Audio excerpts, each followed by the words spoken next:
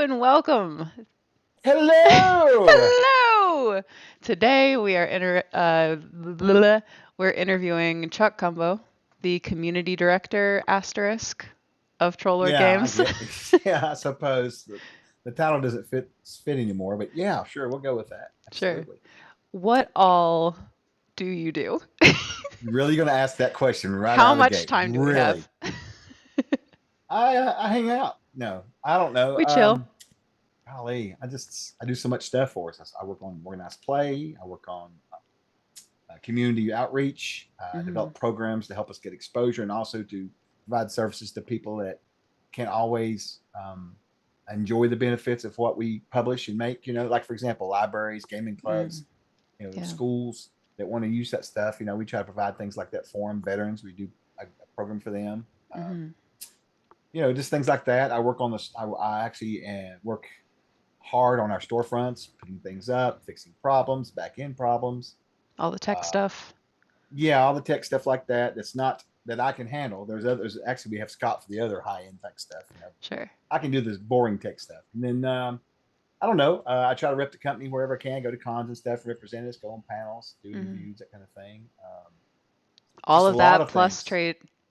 training me as well. Well, yeah, but true, but that's not that big of a deal because you're like a fish to water when it comes to stuff like that. So Well, easy shucks. peasy. Well, how did you first get involved with Trollord Games? Oh, you want to hear that story? I do. All I want right. to hear all the stories. You want to hear the very first time I ever got in store with him? I've got a funny Oh, story yeah. for you. Anything that Let's comes see to if mind. how to get involved with TLG. Well, honestly, it started through gaming. Um, about 1999 or so, I was in a bookstore slash game store that was on the campus of Virginia Tech in Blacksburg, Virginia. My mom was driving through there. She was a clothes wholesaler, and she traveled down to North Carolina and up to Northern Virginia to factories and brought clothes back to her store. She had a few small women's clothing stores. Mm, And as most people have noticed over the years, anything like that does quite well, regardless of the period of time when it comes to stuff like that, right? Clothing sure. sales, right? So we were down there, and I always wherever I would ride with her because I was young. I was young. Well, let's see, how old was I then? Wasn't that young? I was probably about 18 or 19. How old was I? That's 2000. That's 24 years ago. Yeah, so I was probably 23, 24. And Mm, I would help her sometimes whenever I was not working my regular job. I had the time which was with Domino's Pizza. I was management with them, working my way up the ladder, so to speak. sure. And we were in a store, and I was always looking for weird stuff to find. I had been to the store before and found Rollmaster and RuneScape, and I thought, man, I might find something. And I found a couple of boxes, or a couple of books, I should say, and I got both of them right here. The first one, actually, I don't think this one came. I think this one actually, I found this. This right here, I got through another shop somewhere else, but this was the first adventure I ever got into. This is Mm. my copy of it that I've had all these years. That's It's the good original shape. book. It is. It's Fantastic Adventure by Matt Golden. He wrote this in '99 or 2000, I think. I don't even know. I've heard that name. Yeah, 2001. Yeah, and so I picked that up. I had this. I picked this up here, but this is the other sweet thing. This is another thing of theirs that I got. This is Gary Gygax's World Builder, Familiar with that one and too. yes, yes, and this one I picked up probably like a little after this. I ran this adventure. We were playing. Me and the guys were playing AD&D. Mm. We were playing a mishmash of basic first and second edition And at this the time. was while you were like early 20s, like traveling around a lot?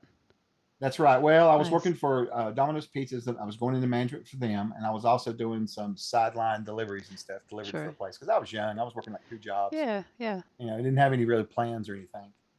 And I ran through this, and I really liked it. I thought it was really different from the stuff that was out there. But I also love D&D, love AD&D.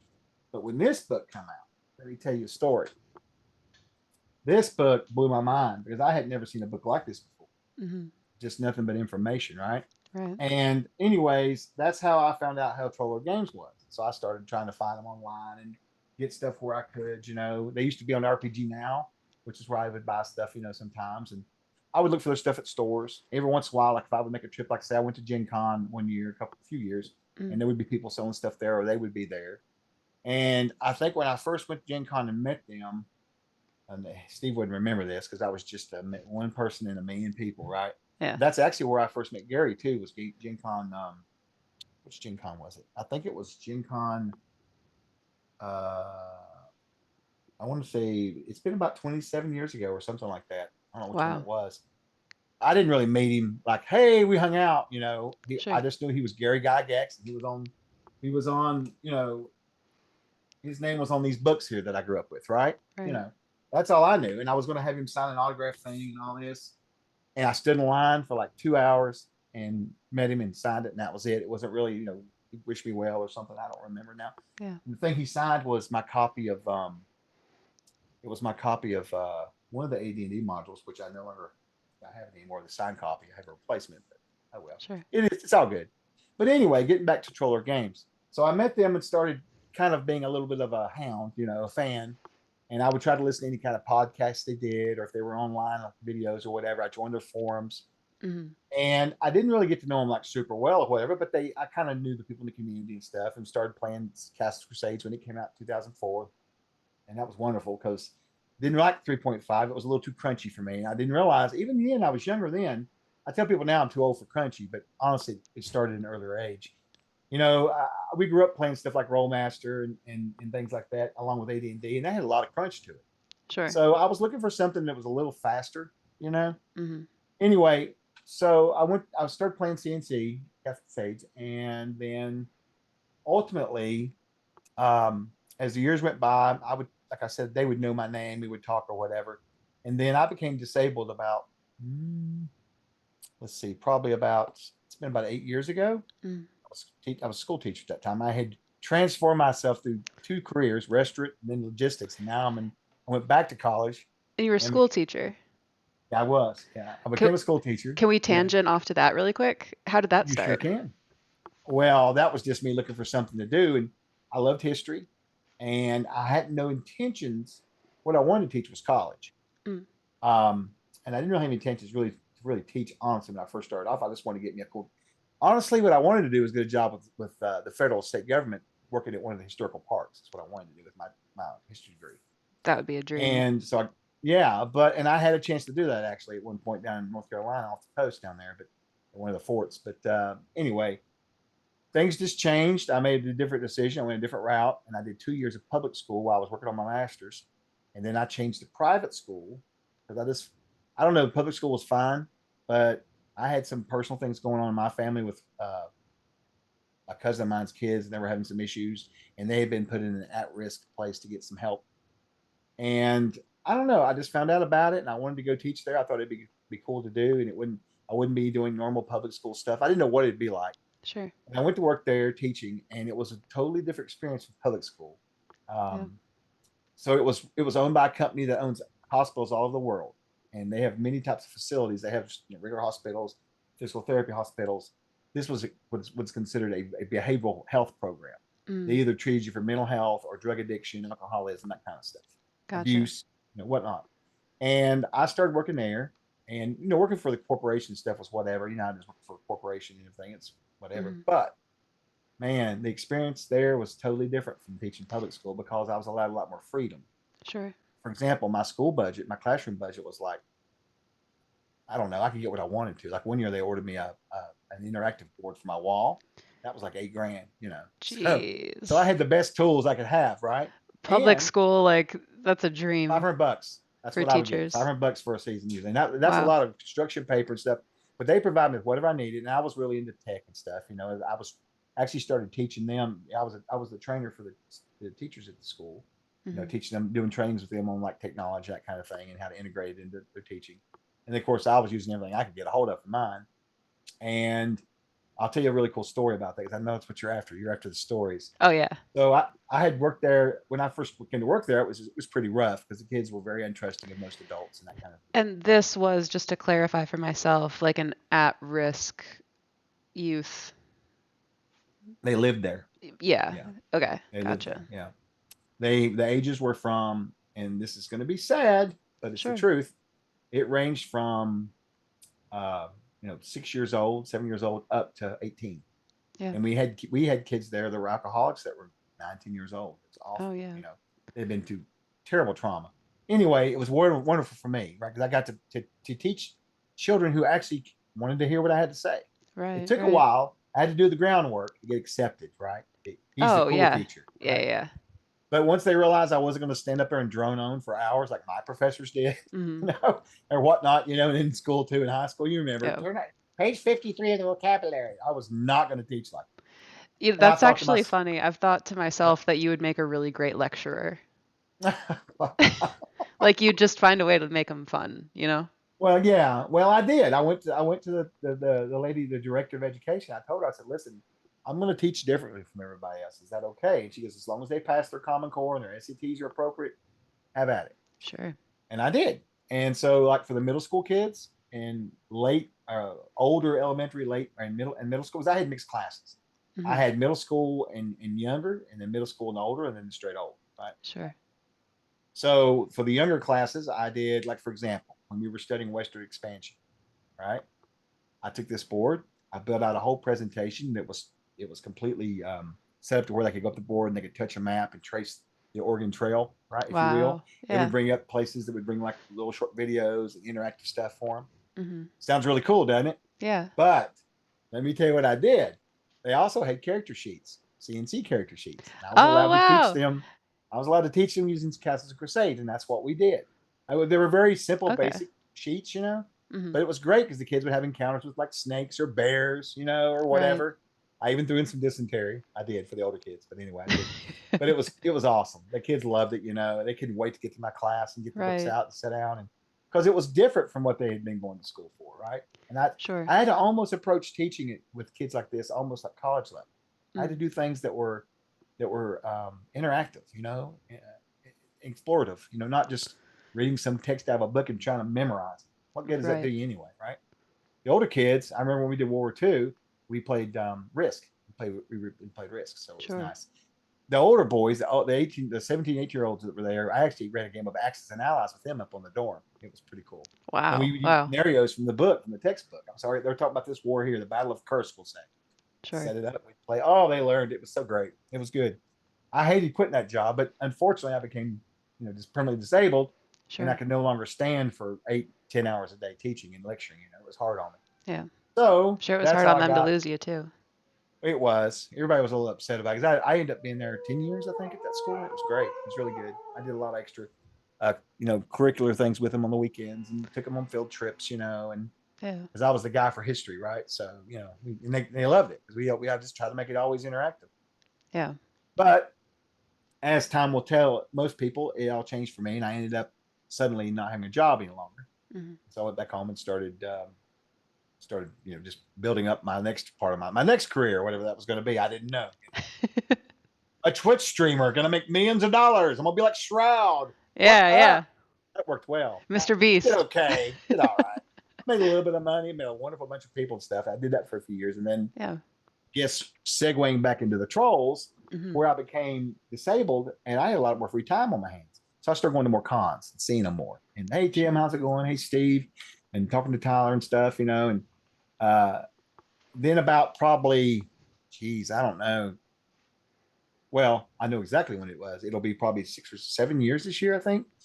I was at Gary Con the year before, and I was up there. I'd actually went into business with some people, and we started our own publishing business. We were doing adventures, and we were doing VTT and print and PDF, Mm. and it was an interesting venture. I have ran a lot of business over the years, and that was a really interesting one because we didn't know what we were going to do. We were very small, and we were just trying to break into the market or whatever. Yeah.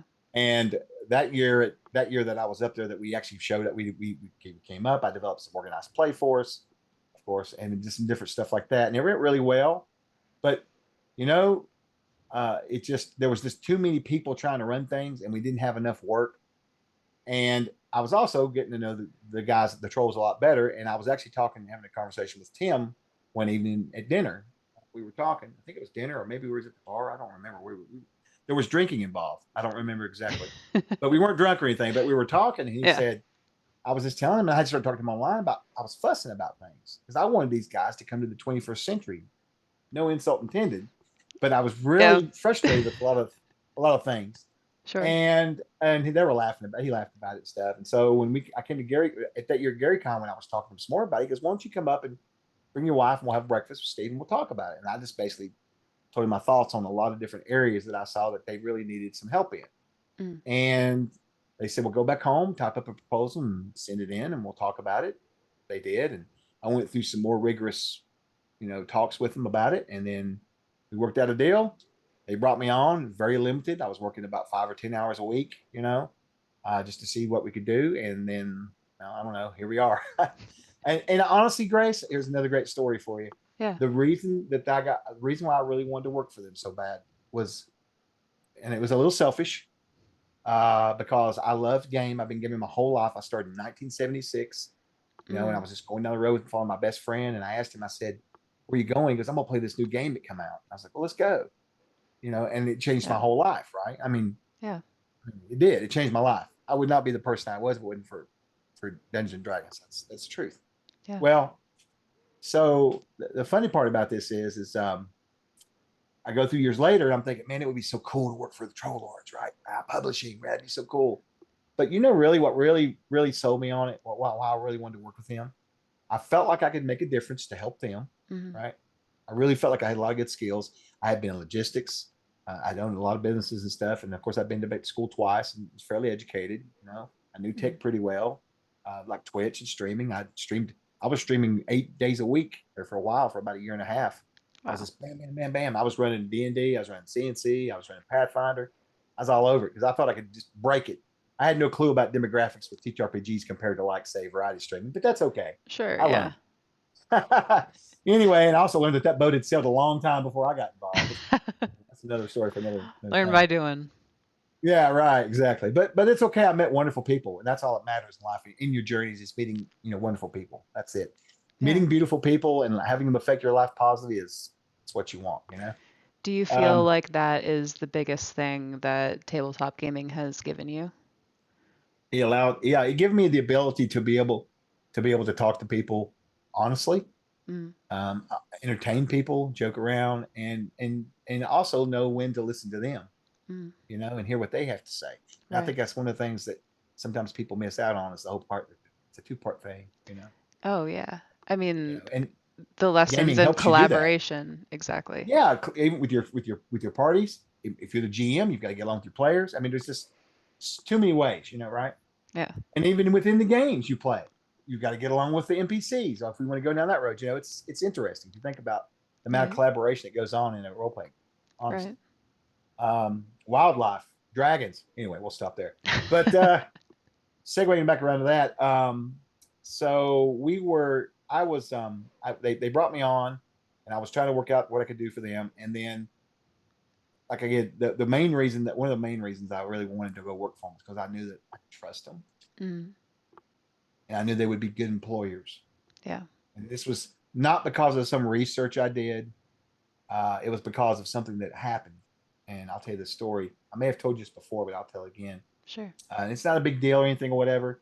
But somewhere before the time that I come to work for them, I was on the forums a lot, and I had made a post, the old forums, and I had made a post about having a flood at my house, and I had lost, like, most of the books I have over here on the shelves, over down through here. It's all my old stuff that I grew up with. I've got my home stuff. I've got Yeah. AD&D. I was lucky, but the stuff that I Floods really are. love, Yeah. yeah, the stuff I really love, like Castles Crusades, was wiped out, gone.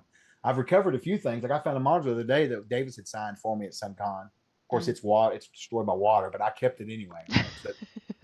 But anyway, so I had this flood, and the tubs on the bottom had a lot of my CNC stuff in it. It had some other games in it because all my AD&D stuff, just for whatever reason, happened to be on the top. There's no plan. Sure. And I had mentioned in the forums that I had lost all my core books and stuff, and I had a few things that were water damaged, so I was going to try to find some stuff. And I was just, where I lived at, you just couldn't go buy CNC off the shelf. I had to travel to a college area or something like that, because I kind of lived out in the middle in the country anyway, right? There was Mm. no gaming shop right down the street. I didn't grow up playing game shops till much later in adult life. Mm. And so I go to Gary Con one year, right after that, and I'd go by to see the trolls, of course, and say hi to Tim and Steve and Mac. Mac was there. Todd was there that year. They had a full boat that year, actually. I remember because Mac was sitting back there talking to Todd, having a full conversation about who knows what. And I come walking up and I was talking to Tim, and Steve walked by and said, "Hey, how's it going, Daddy O?" His normal thing. Yeah. And he goes, "Hey, we got some." And I said, "Yeah." And we were talking about the forums thing. He goes, "I got something for you here." And he brought out a box with a bunch of books in it. And they had the core rule books in it. Yeah. And I was like, "What is this?" He goes, "Oh, you here, take these." I said, "You lost your books?" I was like, "What?" I was like, "No, no, no, no, no, no. You don't have to do that." He goes, "I know I don't have to do it, Daddy O, but here you go." And so I thanked him, and it just blew me away. Yeah. What Yeah. publisher would do that? And I Like, wasn't a yeah. fanboy. I wasn't a fanboy then. I was a fan of gaming, and I had my favorites. I had Necromancy Games. I had them, White Wolf, with TSR, of course, or WotC. Hmm. But now I'm a fanboy. That kind of thing spoke Oh, volumes yeah. because he didn't do it because he was trying to do something. He did it out of reaction. Right. One of the most instant things you can get from someone is how they react to things, right? That's And I not a, knew right then, yeah. I knew right then that they would be good people to work with. And so then I started making it my mission to try to talk to them and say, "Hey, you may actually listen to me when I think." If this is how you And treat strangers, then hey. right, Yeah. exactly. And then unfortunately, to their mistakes, they made the bad decision to hire me, and so they got me. Now they can't get rid of me, right? And that's how I ended up working for them. To make the Sure. long story short, so to speak. Really, really community focused. That's really great to hear. I didn't know that they did that. And you never told me about the flood. It's a good story. They've been. I can tell you lots of other ones, but it's no secret that this company's they're just regular normal people with good hearts. Oh, yeah. It's I get emotional about it now because I could have very well been end up for another corporate evil. God Oh, knows what yeah. that's like. Woohoo! I So just came from it. actually work. Yeah, exactly. Working for Go someone that has a ahead. soul is amazing to me. Yeah, Just yeah. between me and you, that's how I feel about it. But anyways, what else you got? You want to ask me? Throw them at me. I'm listening. Well, I'm putting together like the timeline of Chuck in my head. When did you start playing tabletop RPGs? Like D&D was the first 76. one? It was the first one, and we walked down the street that day over to my buddy Brian's house. You want to hear this story? I got another good story for you. All right. Yes. I've told this one before. You've heard this one. I know you've heard this one. So I grew up in 76. I was walking down the road following my best friend in the world. He was going to this house to play this new game. We went over there and we loved it. And it was me and him and another boy. And he said, "My older cousin's going to be running the game. If you Mm. want to, we don't play together." I said, "Yeah, we'll get Mike to do it. He's older than us." He was about a year and a half older than me. And we started playing and played for about 2, 3 years, I guess, playing all sorts of manner of games. Well, just playing basic, and then of course, I guess that was 76. It's probably around 79. The Monster Manual came out. Gosh, I don't Mm. remember 79 or 80. It came out first, and then of course everybody knew there was going to be like an advanced Dungeons and Dragons, Yeah. whatever. So when that came out, which I think was 80, I think was when 80 came out, the DM's guide and the player's handbook. Um, my mom got them for me for Christmas, right? How old As a were you? gift or whatever. Oh gosh, I would have been, what's it, 9, 12? Yes. Man. 12, 12. Yeah, I was young.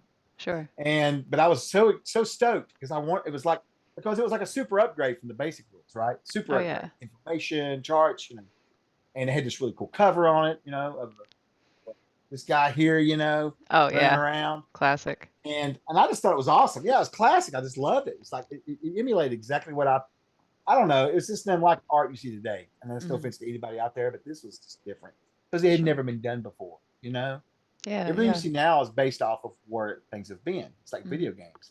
This was the first thing. You know, Mm. Before this was Pong. Think about that. Now look. But anyway, Yeah. that's right. Video games, right? But Man, yeah. anyway, so we start playing with him. He gets the books, and the problem with him was he enjoyed character creation a lot, and he would keep Mm. track of it in his DM's guide. He would always mark a little hash mark when his name would die. He loved it, and honestly, we really got tired of it after 3 years of playing under him. We got really aggravated with it, and so when I got the books, I told him, I said, "Listen, I'm gonna learn how to play. I'm gonna learn how to run games. We'll do our own thing on the side. Sort of a coup."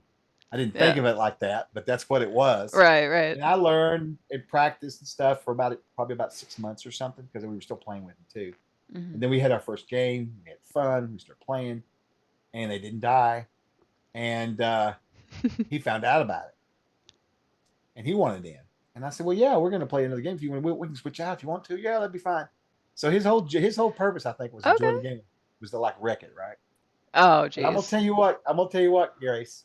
Well, we were young high school kids, 8th grade at that time, I think, maybe Yeah, when you're in like eighth somewhere around grade, then. you don't have your And head he on was straight. older, right? So he was like punk kids, right? Yeah, So anyway, I started we started these games and everything. We invited him over, and I'll never forget. It was Castle Ravenloft. It came out I-6, I think, mm. and I don't remember. All I remember is up on the wall was this white attacking him. Before it was over with, the white had like 10,000 hit points because I wasn't about to just wipe him out, or I wasn't about to like let him live, right? Sure, sure. Like a taste of his own medicine type situation. Right, right, Yeah, right. And so he got upset about it, I guess, if I remember right. And he didn't play much more with us. We just kind of transitioned into me running games. sure. I'm not. He probably stopped. I think he stopped even, whatever. But the great thing about this book right here is this is my original one, speed up, pretty bad. Hmm. I've even got my address. I wrote in here at some point in case someone found it, they could mail it back to me. Yeah. But you know what's cool about it, Grace? Is up here in the corner right here is a little hash mark. You know what that hash mark's for? Is that his character death? It's his character right there. That's right. Full So circle. it cracks me. Yeah, full circle. That's right. That's right. So, anyways, that's how that happened. And then I just started playing. And of course, once we got into it, we started buying everything PSR had. We were playing Sure. Boot Hill and just all kinds of stuff, Star Frontiers, you name it, Top Secret, anything that came out, role playing, we played it if we could get Yeah. our hands on it. And once we started getting hold of Dragon magazines, they would have ads in there, so you could write off and send money and buy games through the mail. I was even doing play by Man, mail, where you would go out to your mailbox, wait for your letter, open it up, and then you would write a letter and respond back. It that's was amazing. rad. It was cool stuff back then. It was cool. It was cool. Man. Uh, Does but there anyway, is there like a game that you've played that stands out as like the best game or campaign or session or whatever of your life? I feel evil asking you this because I'm the worst when it comes to like favorites questions.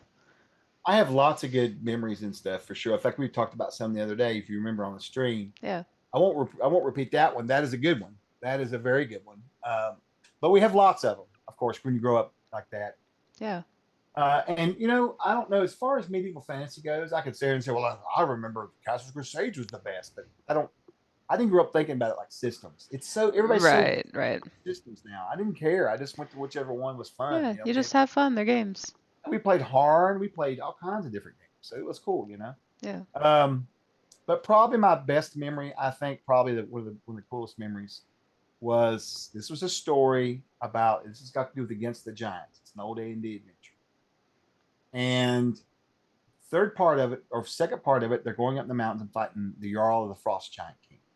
Mm. And this group of folks that went in, and these guys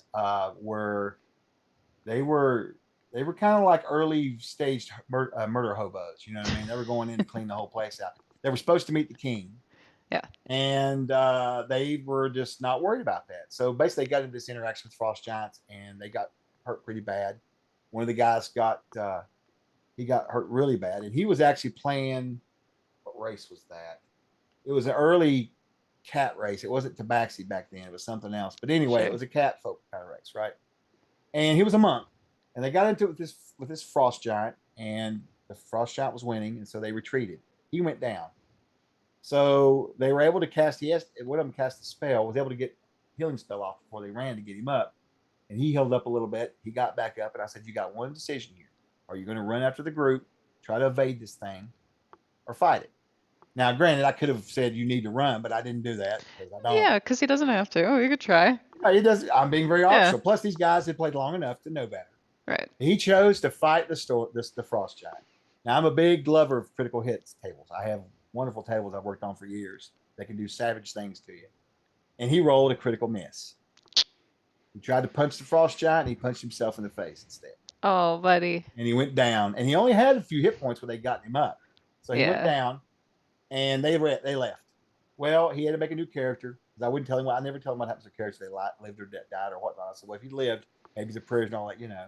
Mhm. So it was probably a week later. We played again. They brought a new character in. They went back. This time they tried to approach things very emissary kind of approach, right? Right, Hey, right. our badge, He got. They finally made it in. They did a lot of quick talk, and they made it in to talk to the Frostjack King. And as they're talking, I keep telling them, you see something strange on the wall above his head, and they finally realized it was their ex-party member that had been mounted and stuffed on the wall as a trophy. You see the look on their face. I couldn't get a word out of them for like probably 5 minutes. They were so shocked. And the dude that Dude. lost his character, he was so tore up about it. He's like, I can't believe you did that. I said, hey, man, I don't tell him how to run his Jarl. That's his Yeah. job. Anyways, I it mean, was a good memory. like, were these people like you said they were kind of murder hobo-y? Did they care about their characters? Um, Yes, they did. They did. These particular group, though, the original group that went into this adventure, outside of other characters, were what was the term they called them? Berserking dwarves or something like that. It was a bunch of dwarves originally. But some of Hmm. them, when they got remade, they changed, one of them ended up being a thief and that kind of thing. Sure. But originally, they were going to be this big troop of dwarves that went in and just berserked on all the giants and, murder hoboed the whole thing and took it over because Yeah. dwarves don't like giants. But Yeah. that all changed when people start getting, well, maybe we should change this up, not all be fighters and that kind of stuff. So it's pretty funny. Right, right. Yeah. That's a good question. Yeah. So That's awesome. typically, I try to tell people not to murder hobo in my games, anyways, because it's Mm. not that I'm a dangerous GM. I don't plan to be dangerous, but Yeah. I let dice do a lot of the decision making. Right, right. I'm very good about not getting involved in the story. You know what I mean? Yeah. So consequences can happen, and I feel bad about it sometimes. But it's like we were playing here a couple 3 4 weeks ago here, and one of the guys had an 18th level thief. He bit the dust. I hated it. I did. I Yeah. hated it. But I was rolling critical hits like crazy, and it's an Yeah. acceptable system. They use them on me. I use them on them, and I rolled like 395 plus rolls, which Mm. really high up in the chart. And they knew that. They'll Yeah. see the rolls, they know immediately. Oh my gosh. Yeah. But yeah, I mean, that's kind of like the fun of it, like it letting the is. dice help you tell a story. Yeah, And I to mean, I do that, you have love to creating respect the stories. dice. You've got to, because life's random too. I could be telling a story about me, journeying up to Mount Shasta, but what if I break my leg getting out of the parking lot? You don't know. It's random. So Right, I like to right. include that. I love rolling. I love letting percentile decide a lot of things. That's my favorite Yeah. favorite habits, I suppose. It's really like I think it's a good way to healthily confront like disappointment.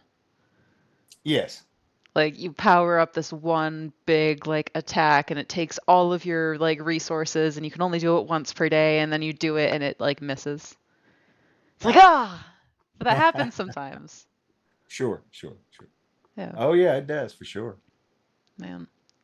So I know that like you've done a lot of like the Endless Worlds like tournament stuff for TLG. Did you start Endless Worlds? Mhm. That's so Yes. cool. Well, it's still fledgling. It's my baby, but yeah, that was Yeah. my sort of my concept, I guess. I had been developing some organized play for some other groups and stuff over the years, and Hmm. I always just had my idea of how I'd like to do it. And Yeah. then when I started playing CNC and getting to know Steve and them, I knew it would be the perfect system for what I had in mind, because a lot of the organized play programs out there, and this is not a negative thing, it's just an observation. They tend to control things quite a bit, like what season you're on, what adventures are available, what your characters can do. Hmm. I had a different idea. I wanted to do something differently. I wanted to create something where it would just bring people together to play. Mm. You would play at a GM's table. He would follow his rules within reason, and that would be mainly the most of it. I wasn't going to try to restrict it too much, and that way it would leave you open to doing whatever you wanted to, and not Sure. have to follow some sort of pre-scripted year or whatever. Right. And again, that's just me. I wanted to do something a little different because that's one of the things that I didn't like. And a lot of people are like, "Man, I don't want to have to do this. Can you do this?" Blah blah blah. And that's really how it kind of started off. And then it's Steve and them supported me so much that I can't begin to explain how much he's supported me on it. I told them the idea of it, and they thought it was a great idea. And they had Yeah. tried. They've had several iterations before mine came along. They had the CNC, they had the Castles Crusades Society. There was a couple things before that. They even did a living campaign once. And there's What so many is a different, living campaign? and that's kind of like what I guess what WotC does in Pathfinder 2. They have what's called, I guess you could call them living characters in a way. it's a living campaign because it's set in their setting, right? Mhm. But the ideal is no matter where you go into a game shop here, wherever, on whatever, you've got your character. When you play that adventure or go through that campaign, you earn experience. It reflects on that character the next time. Next time you play, you earn a Okay. postman sword. You get to use it, right? So it's living and breathing, sort of, if that would be Sure. the case.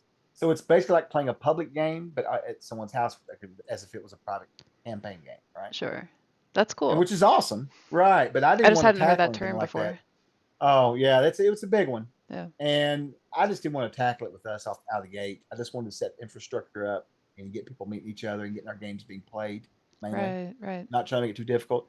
I would love to have it later on, and I've talked. There's been a lot of people in the community that's asked us about doing that, and I said sure, but baby steps first.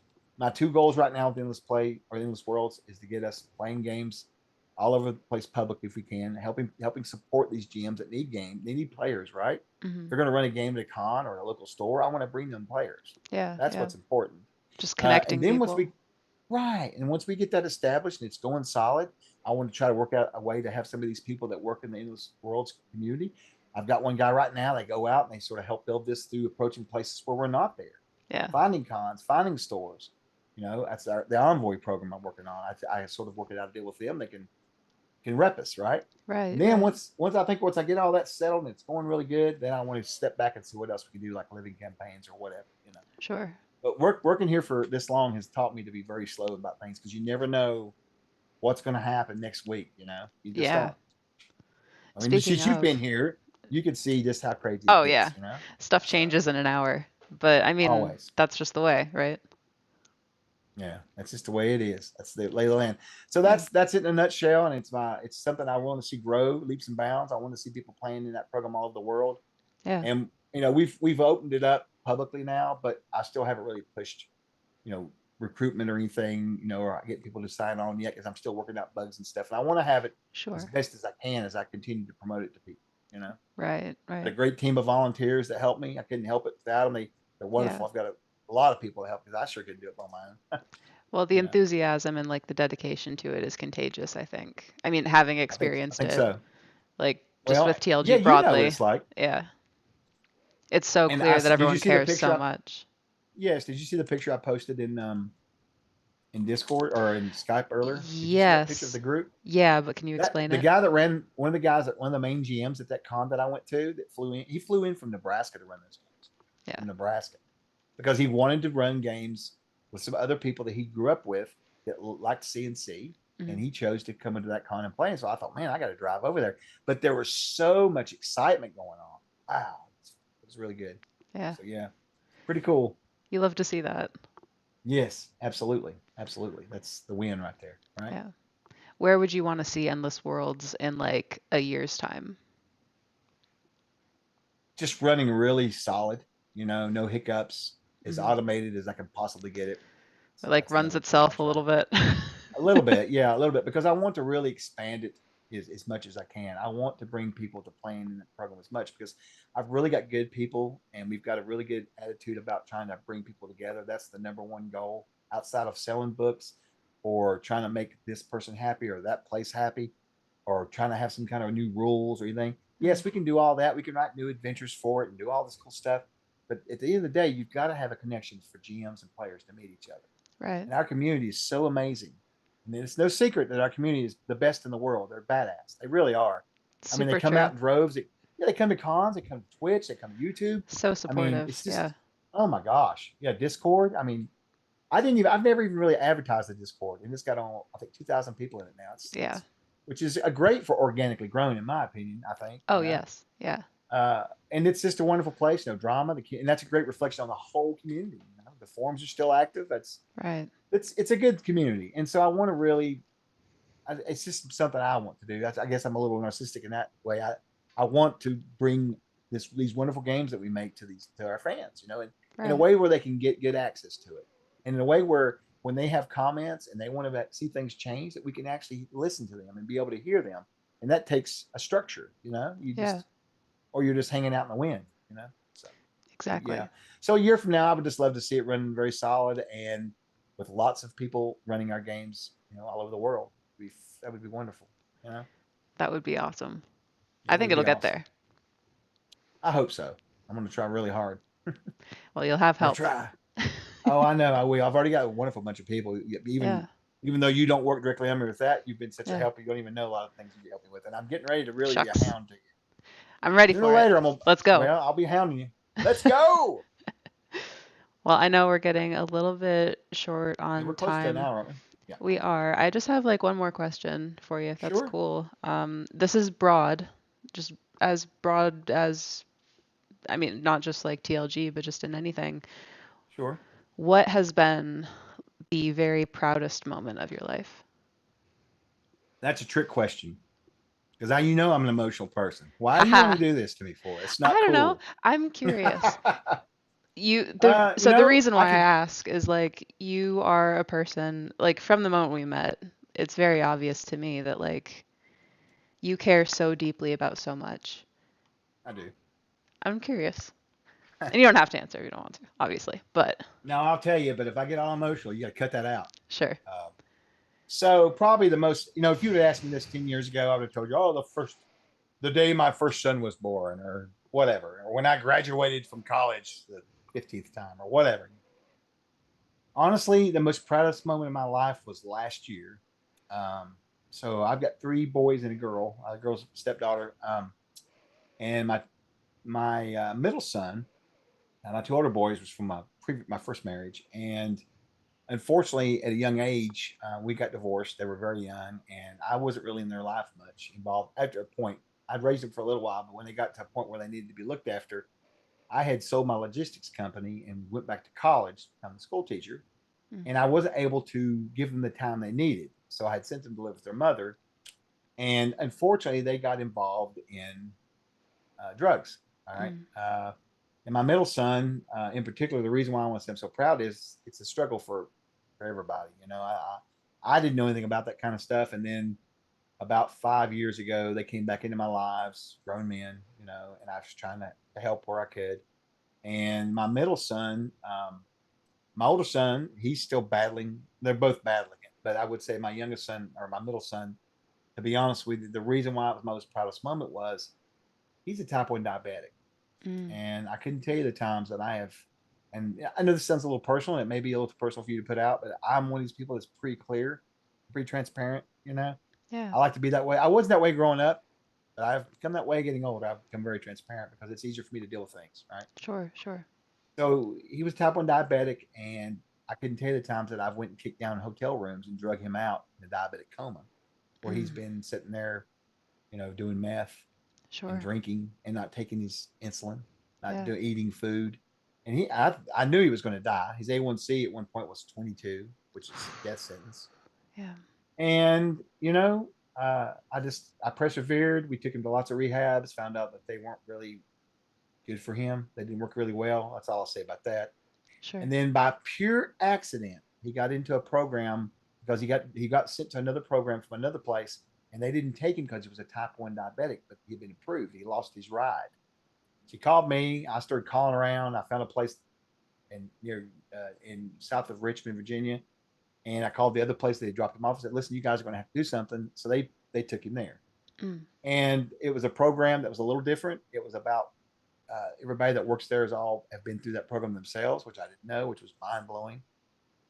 2 years later, he's sober. He's on his second car. He's got two jobs. He's doing wow. wonderful. So, yeah. So last year, I got invited to go to a gala up there, and they were basically it was a 10-year gala for that program, and they were basically spotlighting people like him, and it was very emotional for me, and I was very proud to see him able to actually make plans for the future. You Yeah, know, yeah. things that we kind of take for granted. What am I doing, Grove? I don't know. But he literally didn't have a car until he was almost 30 years old, a driver's Right, license. right. So he's just now starting his life. But That man, is he's doing so so good. hard. It is. It is. But he's doing great. He's doing good. So It's it's a incredible. blessing. It really is. Yeah, yeah. I get tore up about it because Sure. I really I don't want to say I'd given up, but man, when you see someone in that kind of shape and you see them almost dead before you multiple times, Yeah, yeah. you know, you think, oh gosh. So, but Sure. yeah, so that was probably my most proud moment, I guess. Well Other deserved. than other than the awesome pictures I get of my wife when she's trying to eat a donut or something. Those are pretty cool. She hates me, but Comparable. Yeah, sure. yeah. Well, that's great. Thank you for telling me that. Been proud for 2 years. Yeah. I mean, God, I don't know how anything could ever top that. oh my gosh, I still want to go dance about it. Yeah. You know, my older son, he's not doing well. I don't know what'll happen to him. It's sad. It really is because it's really addled him a lot. Yeah. And then my third son, he lives out in California, and he's a goofy boy, but he's not in drugs or nothing. Different wife, but Mm. he had his own mental struggles too. But he seems to be beating those over now. He's doing well. He's working at Lowe's. He's been there now for about 2 months, and he's doing fantastic. And this is a 21-year-old boy. They typically don't have any plans until they're like 40. You know how boys are. Oh, yeah. So Gosh. he's doing well. He's doing well, I think. So, and then of course my daughter, she's fine. She's got a granddaughter. She works as a finance manager for Bass Pro, and she's fine. She's a Sure, girl. sure. Girls are normal. Girls can handle life much better than men can. They're like herd animals, right? But anyway, But yeah, it's probably I can't get over it. I really can't. I love thinking about it. Yeah. But if I had to pick a gaming proud moment, it would be Yeah. that hash in the book right there. That was pretty proud. I was very young, but I was very proud of myself. That's so great. And then to like still have it all these years Oh, later. I know. I don't know how I kept these books. I'm lucky, It's but fate. I guess, yeah. Especially after a flood. I mean, I'm from Midland, Michigan, and Midland flooded twice in I think 3 years. Oh my gosh. So many people's homes were destroyed. So water damage is really, really, really no joke. But Anyway, thank you for your time. I don't know. Thank you so much. This was so fun. Maybe we'll do another one. I had like 10-ish, I think, questions I Yeah, didn't get and around to. you can always tell me, hey, dude, reel it in a little bit. You're talking too No, oh long my or God. whatever. I don't want to. This is the place. I want to just hear you talk.